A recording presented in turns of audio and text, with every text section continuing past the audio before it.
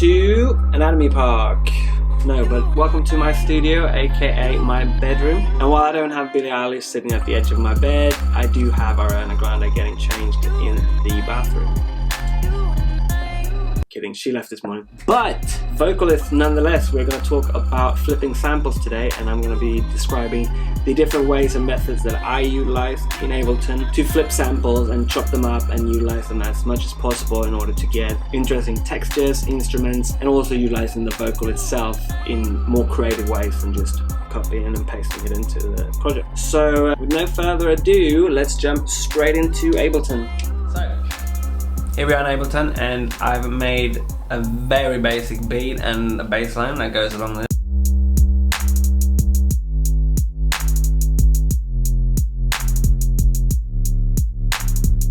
So yeah, bass is in C minor, and the whole beat is in 6/8, by the way. It's a bit interesting. This is something I woke up with and I wanted to do it, so And on top of that, I found this sample here, which tells me it's in E, but it's actually in E flat, and it sounds like this. Forevermore,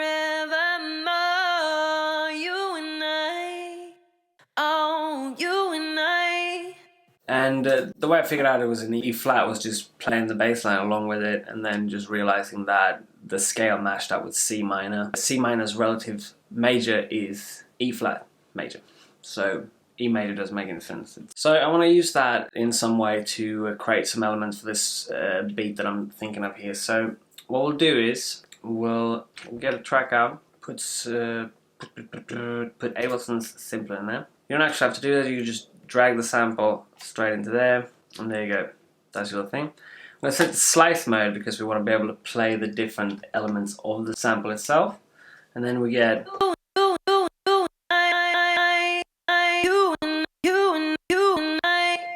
I really like that.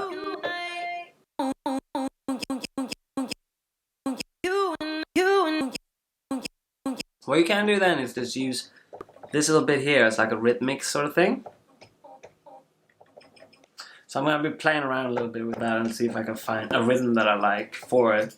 So what I figured out was to make a little rhythmic thing that goes along with the beat. And if you're wondering about the title thing, it's just because I'm trying to learn Spanish, but you should not try and learn Spanish from me because I'm pretty sure Ducio is not a word, and I'm not sure if basso is correct either, but that's not why we're here.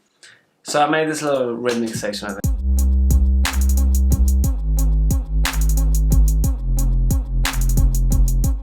So Ableton Simpler has chopped it by transient. You have different versions you can consider: transient, beat, region, or manual. And manual is basically just what it sounds like. You can just move everything around like you want it to, basically. Just put little ticks like this. But that's not what we're going to use. We're going to use a transient one because it's just the simplest one, and I just want to get some sort of rhythmic elements. And then I played it into a rhythm like this. And then added an echo just to give it some space.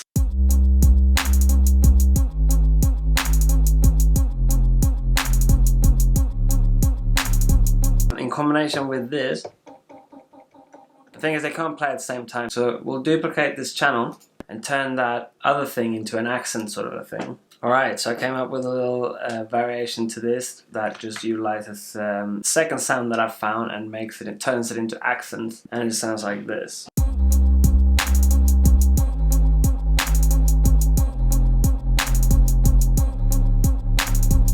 And what I did was just pan them both left and right to give them their each individual space, and also put this echo on a triplets setting instead of the dotted section, plus it's on an 8th note. So it gives it a different kind of rhythm, gives it a different kind of space. On its own it sounds like this. So the triplets kind of fill out the background itself. So great, we've got a bit of a rhythmic section, and now what I want to do is get that U and I in there so they can get the actual vocal out of it. So I'm going to be playing around with this for a bit until I find a way where it can fit in well, basically.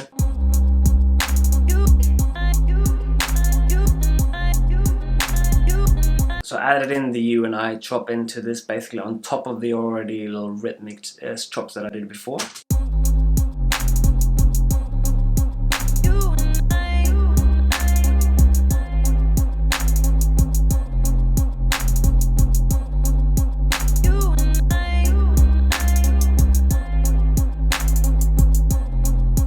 So now we've got a bit of character to the song basically. Right, so did a little bit of arranging, just sort of smacked everything into a group and just cleaned it up a little bit and duplicated over, and we've got a little breakdown coming in here after the...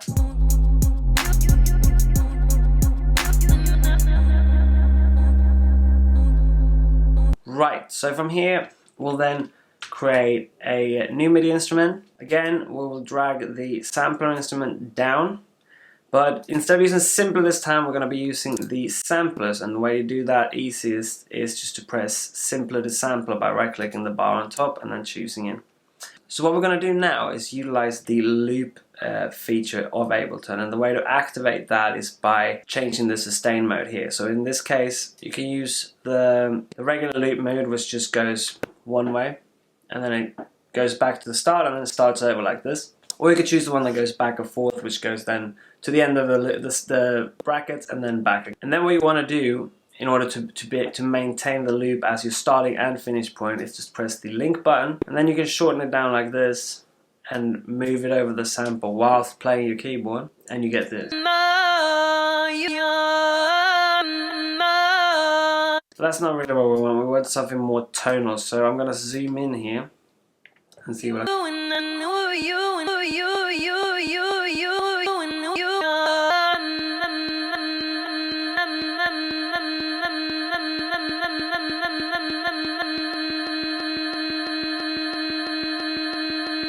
yeah, so that's pretty good there. Like you get a pretty steady tone. And the way to smoothen it out is just by using this crossfade value here.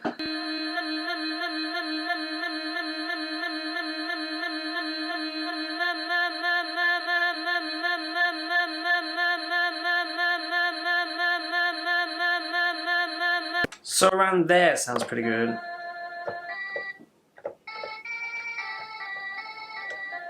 So what you get then is like sort of a tonal thing that goes like this, which sounds pretty much like a tonal thing. And then what we want to do is tune this, because we don't know what tune it is.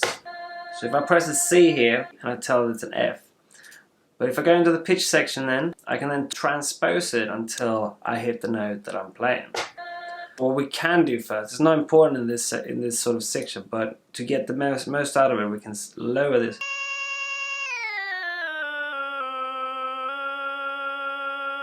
Set that to an E, since the sample is supposed to be an E. You go into the transpose section, and if I'm pressing a C and it's on a D, it needs to go down 2 semitones. So I'll set it down 2 semitones. And now when I play a C, the tuner tells me C. And then you can use this D tune to further tune it until you see the green marker in the middle of it. So basically like tuning any other instrument. And now we've got a fully playable. So there we go. Next, what I want to do then, try and make this a bit more interesting, is to go into this section up here, which is the oscillator. In Ableton Sampler, you have the option of FMing your sound, any sound in the sampler. So I'm going to fuck around with this for a little bit, and I'm going to mess with the pitch envelope as well to try and create something interesting, and then we'll see where we go.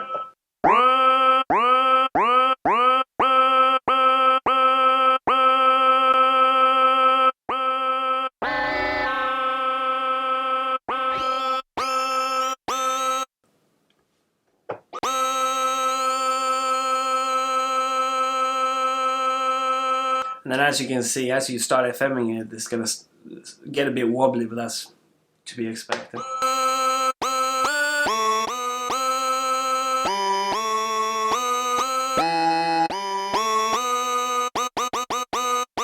So what I'll do now is just I'll put some effects on this to try and make it even further interesting. And when I get back, we'll layer it on top of the bass. Alright, so what I did was I further played around with the oscillator settings and the pitch envelope settings, and on top of that I added a few effects, namely a couple of order pans. So first of all, without them it sounds like this now. I added the order pans, that gives them this kind of stutter effect. Flanger, echo and a chorus, and together it all sounds like that. So it becomes sort of an atmospherical sort of thing, and I think if we just drag the bass notes down here, change these from legato, because we don't need the glide effects that I had on the bass, and then probably transpose them up 1 or 2 octaves.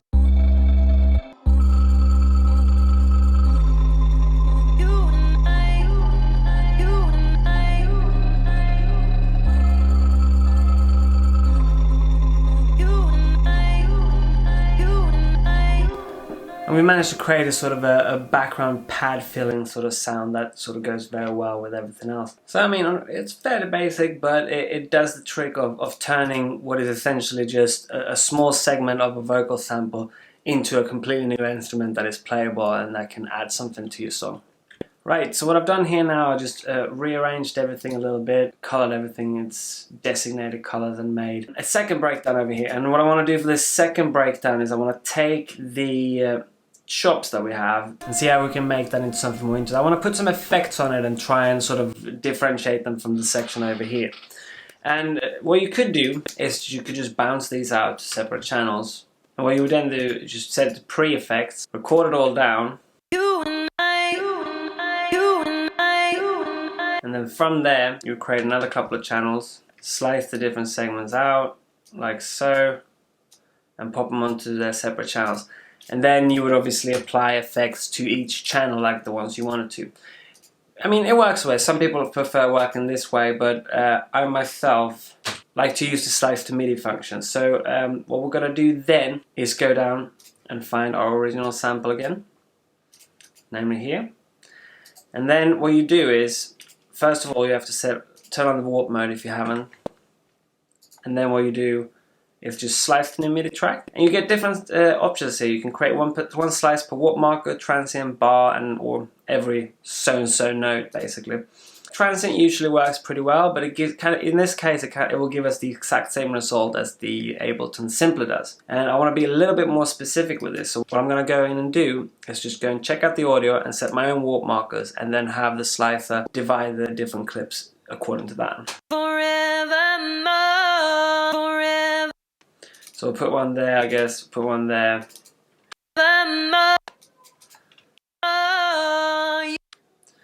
And then from here.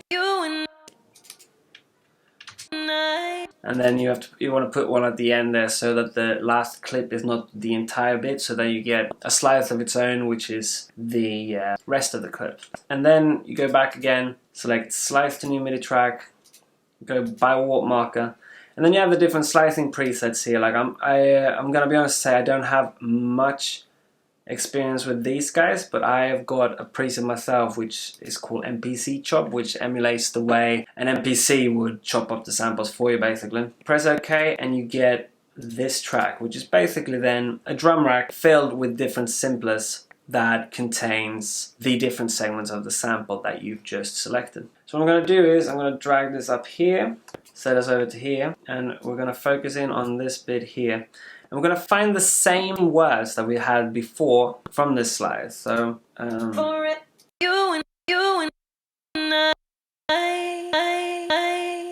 yeah, so we can remove this guy here, and then we have the you and I here. So what you can do to simplify this, and I'll show you why in a second, is just name them. So you get you and I. What you want to do is find these on your keyboard. And then go in and refine the selections, because you know you just did a rough warp marking, right? And the way I like to do that is just grab the starting point and move it back whilst playing the note until you hear the previous word starting to be audible.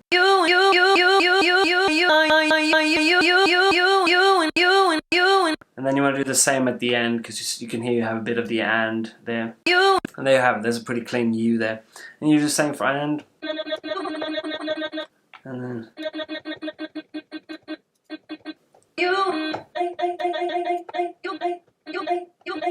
And subsequently, if we go back and do this to every single clip,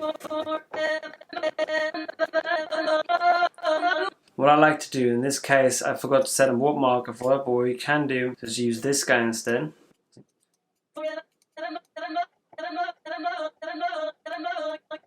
And that way, the MPC chop setting that I have utilizes this choke setting here, which means that everything that is on choke channel 1 means that no one sample can be played simultaneously as another. So if I go through this segment, you got the whole more there, and that leaves you with the option of either playing the full sound, like if you want to play the whole thing, the same timing as it has when it was recorded. You can also choose to set this point to the very end of that word, and thereby cutting it short if you want to. And that way you get some more flexibility in how you choose to play these things. But what we'll do from there is just, we'll skip that thing, we'll drag this down, and then we'll just take these guys and pull them down to here. And that way we get that. Now, what you got now is every single word in a drum rack on a separate channel, which means that every single channel can be affected in its own way. So what I want to try and do is, I'll try a few different effects and see what I can come up with, and then I'll get back to you once I've done that and we can see what the end result is. So, what I did was basically just, I dragged this out and then I started testing out different effects, and I landed on this, which is ultimately, the U has got a phaser on it, the AND has got an amp followed by a chorus, sounds like that, and the I, which I really like, it's got a redux and a frequency shifter on it that makes it sound like really cool. So we've gone from this to this. And in the context of the song, you get it.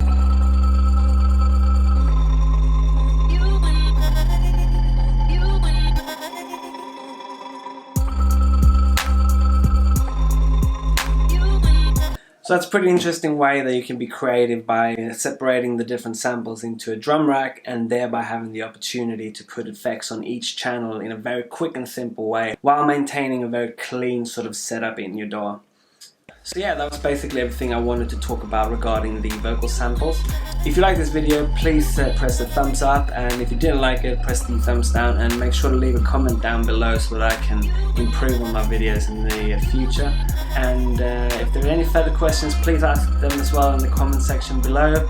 And until next time, have a good one.